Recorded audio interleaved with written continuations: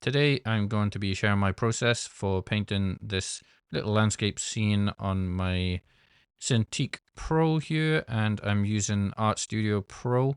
For people who watch the channel, I generally paint with Procreate on an iPad, but I felt like a change. Art Studio Pro is pretty cool. It has a version on the desktop and the iPad.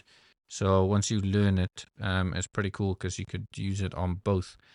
And if you've seen any of my videos before, you know I generally don't use brushes. Not all the time, but most of the time I'm not using brushes.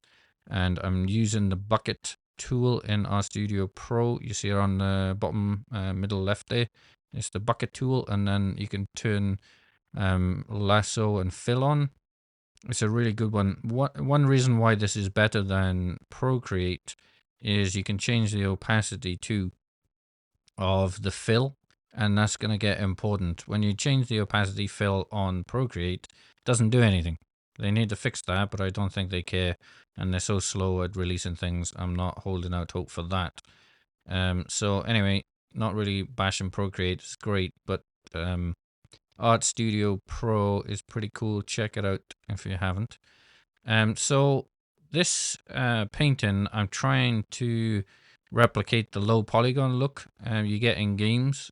I really like that look, and I've messed around with 3D and Blender and things like that in the past, so I can do a little bit of 3D, but it's so slow, kind of drives me crazy doing that. So I quite like to get the look just painting, and I'm getting better at it, I think. It's starting to look a bit more polygon, but not quite there yet.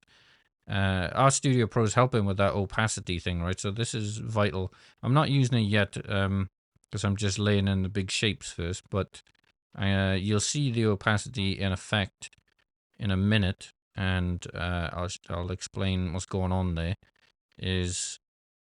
All right, so I've started now, right? So I've put the opacity down. You see me fiddling with it now and again, 50% here.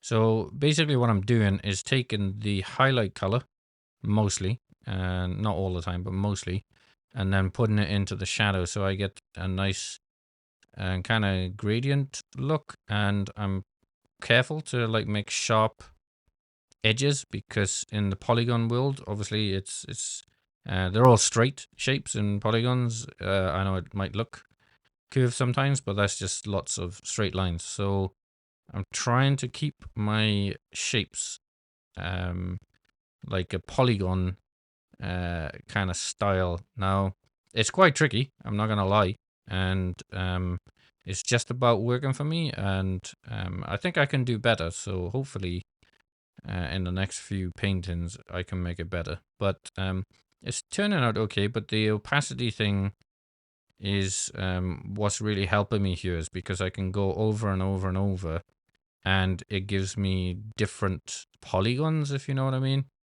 And so I can get that kind of polygon look without trying to change the color and paint them in separately, which would be really, really hard. So I don't think I could do this in Procreate. Well, I probably could, but it would take a long time because I'd have to change the color every time I wanted to draw another shape, which would take like a crazy amount of time. So hopefully they'll add the opacity. I mean, they've got the opacity slider in Procreate. It just doesn't do anything. I better double check that actually, because I'm pretty sure it doesn't do anything.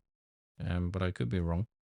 And so anyway, all the fundamental principles remain regardless of the style that I'm using. Is I still need to be careful about, you know, nice composition, nice color, nice, values, nice shapes. It's all about the shapes really, especially with this style, because obviously it's very stylized, and if my shapes are a bit rubbish, it's not going to work. And you can't. The more shapes you make, the more you get used to what a nice shape is and what a not a nice shape is. Um, it's not. You can't really explain that. Um, but well, that's maybe not true. You can explain it a little bit, what is a nice shape is the combination of all the shapes next to each other, and it's the fact that try not to repeat the same shape over and over, and it's about different sizes, different angles, that kind of thing.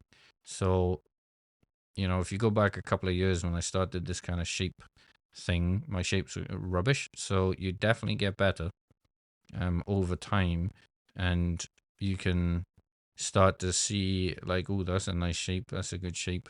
But we all work in shapes really, regardless of if you want to make something super realistic, the shape is still the most important thing, regardless of all the details. So let me know how you think this polygon thing worked out. It's not perfect by any stretch, but I think it kind of works, and I think I'll carry on this style. It's kind of unique and it's pretty fun.